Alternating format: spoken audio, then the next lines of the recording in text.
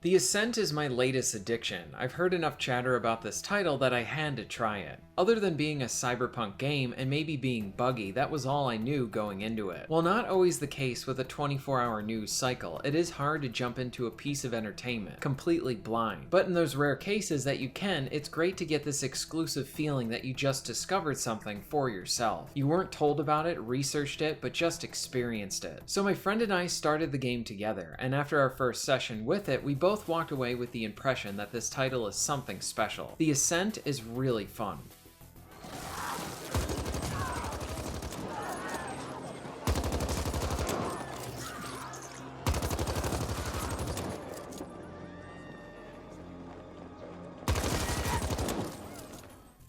The Ascent is a twin-stick shooter, and you can fire all around you, which is good since enemies will be hunting you down from all angles. The shooting action is solid, sounds are distinct, and have the appropriate amount of firepower behind them, like with shotguns or heavy weapons. Impact-wise, I couldn't get enough of this. This game is violent. Hitting enemies produces a lot of blood, along with an excessive and silly amount of dismemberment. Most dead enemies will lose arms and legs, and some will just outright explode. And while this may seem delightfully sick, you can mindlessly mow down NPC characters just trying to go about their lives. The amount of them on screen is cool as well, as it helps to make this entire game feel more lived in. Just from the basic action, the Ascent is really good.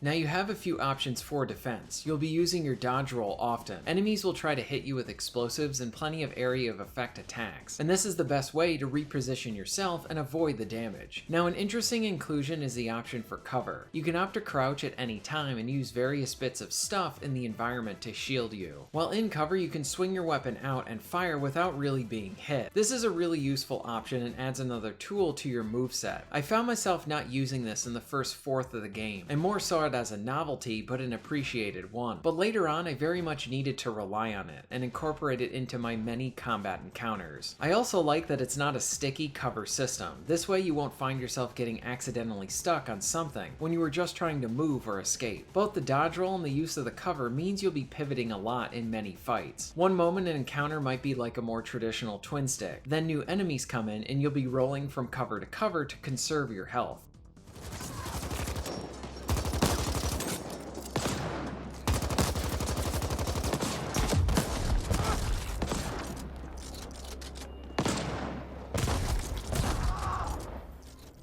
So the gunplay is solid, but you have other means to attack. You can equip 2 AUGs and 1 tactical. AUGs use energy and can be anything from a variety of different stronger attacks to healing options. Tacticals are on a cooldown and you have your choice of defensive or offensive options. You can equip up to 2 weapons at once as well. You have everything from pistols, rifles, machine guns, shotguns, and more. They come in 2 forms, ballistic and energy, and you'll probably want one of each depending on who your foes are. The Ascent does a solid job at providing you with a good amount of player expression.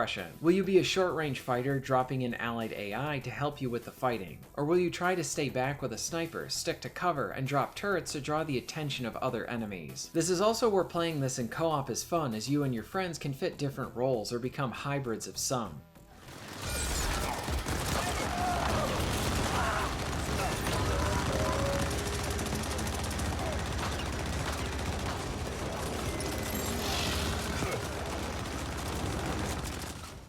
Enemies come in many forms, from various robots, melee foes, heavies, and plenty of gunmen. Oftentimes an assorted amount is sent after you, and you need to quickly pivot many times in the same fight. You earn experience points for kills and quests. This nets you with skill points. Now this is where you can choose what to focus on. You can eventually max everything out, but that is going to take a long time. So you really need to think how you want to build your character. And there is a respec option for those who want it. Loot is often dropped and you'll find unique weapons and pieces of armor. The weapons can be upgraded, and the armor will provide you with different bonuses to fit how you are growing your character. Both the action and progression are addictive. The Ascent is very fun, but it does have an element of roughness to it, and honestly I just wished it was more polished in the stability department. Sadly, I've experienced crashes. Thankfully the checkpoint system is good, so I haven't lost anything, but it is annoying to be pulled right out of the game. Crossplay works between PC and Xbox Game Pass users, but it can have issues at times with inviting people. Sometimes the game just won't let me invite someone, so I'll need to quit the game and then come back into it. And I've had a situation of not being able to leave a room, so I needed to reset. These are not game breaking, but it shows that the Ascent needs more stability patches to improve the overall experience. But when it comes to the actual game, it's very